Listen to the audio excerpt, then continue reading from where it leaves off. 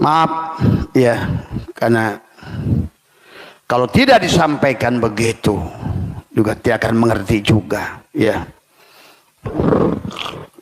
Jadi yang dimaksud bahwa ayyakuna dzakiru ala wudu'il tam, wudu yang sempurna, terserahkan wudu itu. Jadi bukan nyuci kokot, tangan dicuci, maling jalan, kudrot irodat, 7 sifat ma'ani kembalikan, a'yan khorajiyah, lepaskan cangkang kepalsuanmu. Itulah kamu baru bisa sholat, karena yang sholat itu hanya Muhammad. Paling rendahnya yang sholat itu Rasulullah. Makanya dia yang berkata at-tahiyatul mubarak. Lu apa yang dikatakan at-tahiyat kalau belum mi'raj? Tuh, Nabi berkata at-tahiyatul mubarakatus salawatu thayyibatul lillah. Dijawab oleh Allah, assalamu alayka ayyuhan nabi. Tuh, berarti sholat itu baru ada sholat kalau yang sholat itu Muhammad. Mana Muhammad? Di Madinah ada maneh mah. Nah inilah kekacauan, kegagalan. Tadi semua. Maraneh teh Muhammad. Ngerti tak? Tadi. Kalau kalian bukan Muhammad, kalau begitu Allah tidak ada. Karena Allah selalu bersama Muhammad. Ini jangan ragu lagi. Udah akhir zaman. Kapal udah tenggelam. Gak usah ditutup-tutup lagi. Tadi semua. Ya. Itulah kenapa sholat itu hanya sifat memuji zat. Zikir itu hanya sifat mengingat zat. Syahadat itu apa? Sifat menyaksikan zat. Zat menyaksikan sifat. Tuh. Salat itu adalah sifat menyembah zat. Zat menyembah sifat. Saling memuji antara zat dan sifat. Itulah salat. Kalau sudah mi'raj, itu salat yang sudah tidak mabuk tadi semua.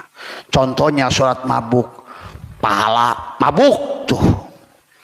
Wanita ruhan jangan batah jelema masih kos pintu sholat. Nah, tadi semua ya, karena saya tahu jangankan Allah aing bisa nolak, maaf ya. Tadi semua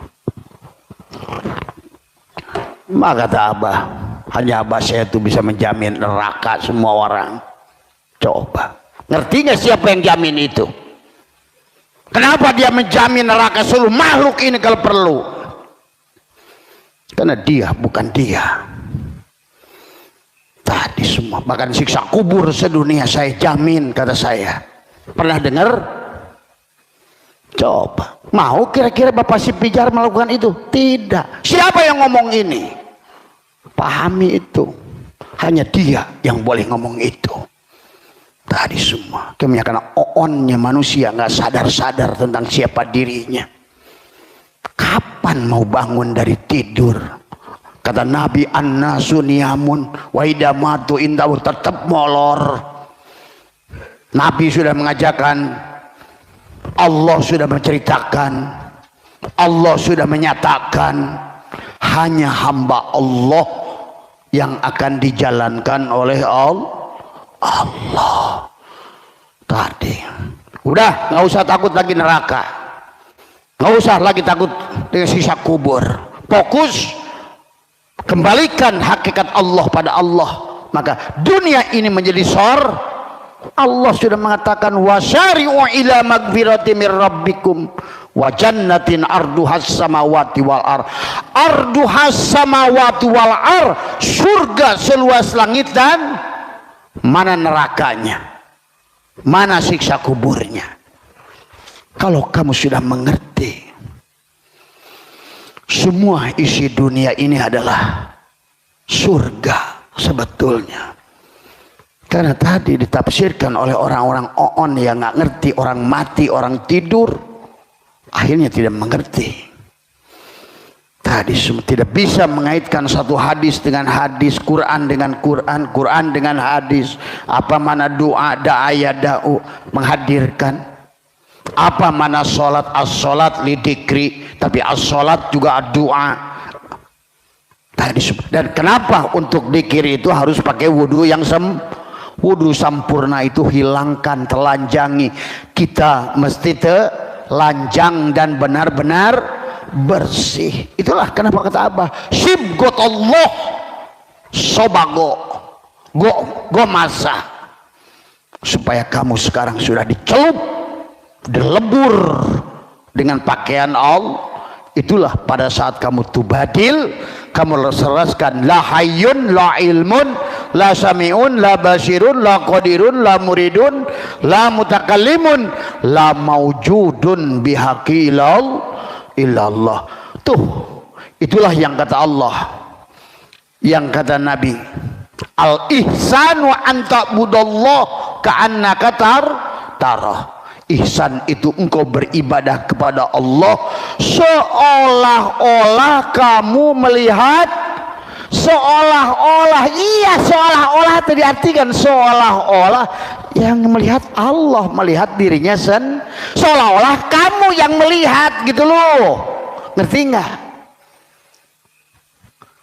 Al ihsanu anta budallahu ka'annaka, seolah-olah kamu yang melihat. Sebetulnya yang melihat itu Allah.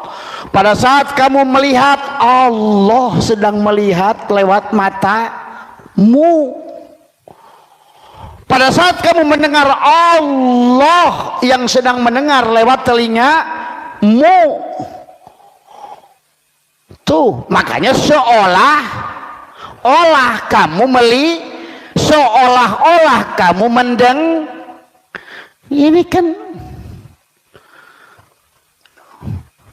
Coba pahami supaya kalian bisa tembus hari ini juga. Tadi begitu nyata kemanapun. Maka nanti kalau sudah ngerti, kata Abah juga tadi, mau jadi maling maupun jadi jaksa sama indah, karena dia ru'yatullah, khairihi melihat Allah, wasyarihi melihat Allah. Tadi semua itu pahami. Makanya di dalam apa namanya, di ayat ini dijelaskan tentang apa itu dengan sholat sedikit lagi, Abah, ya, sampai jam 10 ya. Dijelaskan tentang adalah fa'amma sholatu syari'ati faqad ulimat biqaulihi ta'ala hafidu ala sholawati wa sholatil wusta. Maka disitulah kenapa ada dalam takbiratul ihram ada takbiratul urfiyah, tuziyah, ada bastiyah. Allahu akbar. Akbar itu berarti kamu sudah tidak ada lagi satupun selain Allah. Akbar Allah itu.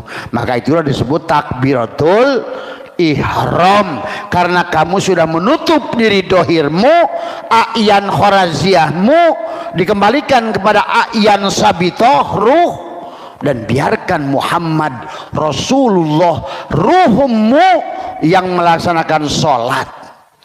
Nur Muhammad yang sholat kepada nurullah, sifat yang sholat kepada zat. Itu dikatakan tadi. Makanya hafidu ala sholawati wa sholati wusta, dan selanjutnya wa amma sholatu tariqati fahiya sholatul qalbi mu'abbadatun faqad ulimat bihadihil ayati wa sholatu wal wusta hiya sholatul qalbi li'annal qalba khuliqa fi wasti fil jasadi bainal yamini wasamali wa bainal ula wasupla wa bainas sa'adati wasyaqawati. Jelas ini yang dimaksud dengan sholat Torikot ada sholat hati selama-lamanya, sebagaimana tersebut dalam sholatul wusta, yaitu sholat hati, karena hati berada di tengah badan tuh, antara kanan dan kiri, antara atas dan antara bahagia dan celak semuanya di dada. Kaukabun durriyun yuqadu min sajaratin mubarakatin zaitunatin la syarqiyatin wala gharbiyah. Tuh, yakadu zaituha yudhi'u walau lam tamsasunar nurun ala nurin yahdillahu linurihi man yasha. Tuh, hanya Allah dan Rasulnya yang sedang saling memuji. Kaukabun durriyun, maka dikatakan adalah antara kanan dan kiri. Inilah dada sodrunmu. Inilah yang kata Allah, man dakhalahu kana amina. Pada saat aku sudah masuk pada dadamu, tuh, kana amina, amanlah kamu. Maka dalam hadis qudsi lagi kata Allah, kata Nabi, dalam sodrunmu ada kolbun, dalam kolbunmu ada fuadun, dalam fuadmu ada sagofun, dalam sagofmu ada lubun, dalam lubmu ada sirrun. Tuh, dalam sirmu ada la ilaha illallah. La ilaha illallah hisni, la ilaha illallah itu anak, kata Allah. La ilaha illallah hisni, bentengku. Wa man dakhalaha, siapa yang telah memasukinya, faqad umina min azabi. Inilah dadamu itu sendiri. Maka itulah kisah Nabi sebelum Mi'raj dibelah dada. Ngerti belah dada? Dianggap nanti merinan kos hayam yang dibelah gitu kayak ikan. Inilah karena akibat tadi semua tidak makrifat pada Allah, tidak makrifat pada Rasulullah. Rasulullahnya terjebak pada yang daging darah bertulang doang. Akibatnya seperti inilah orang Islam hari ini, dibelah dadanya. Tadi semua apa yang ditanamkan kalimat taqwa, kalimat la ilaha, itulah kalimat taqwa. Itulah buruk dari kata barkun. Barkun itu kilat. Pada saat sudah tanamkan menjadilah burukun, tunggangan. Maka setiap hari kita Isra Mi'raj. Tadi semua la ilaha illallah, la ilaha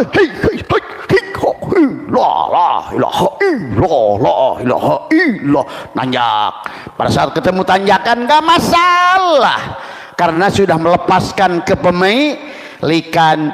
Maka dikisahkan dalam kitab Dadir, pada saat jalan menanjak, buruk itu kakinya memendek. Pada saat kamu sudah punya masalah, motormu hilang, inimu hilang, kerjaanmu hilang, kamu datar. Tadi juga nggak punya pekerjaan, yang tadi juga yang punya Allah diambil lagi oleh Allah. Datar, tetap berjalan. La ilaha illallah, la ilaha, nanjak begitu, uji kiri, uji kanan. Tenang, Allah. Tadi juga gua waktu lahir telanjang, apa susahnya? Tuh begitu kalau sudah naik buruk. Kamu jalan kudu, duit banyak, order jalan, tidak nyuruntung, tetap datar. Panjangkan suku harap, lempeng deui wae. Makanya nggak ada perubahan jalan naik dan jalan turun. Itulah kisah bur. Ya dongeng hai kuda. Cenah kuda nanti kalau tancak begini. Ari sia teu pernah panjang-panjang eta cokor. Kasih musibah dikit Gusti. Jalan turun sedikit pohon dewek teh.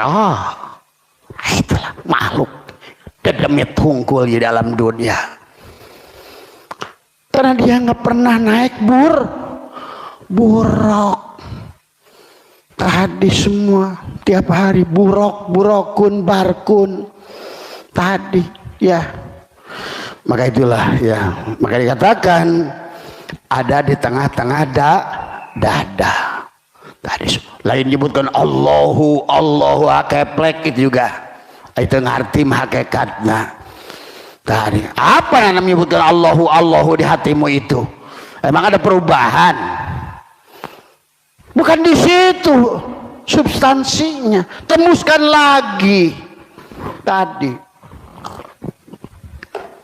Jangan berhenti. Si Ujang menyebutkan Allahu. Si Mamad yang sedang nyebutkan, yang bilang Allahu ting Allah ting naon hu Allah naon hu naon. Karena nggak ngerti, karena terjebak pada torikot tadi semua. Tembuskan lagi ke dalam pada hakikat. Serahkan semuanya pada hakikat itu.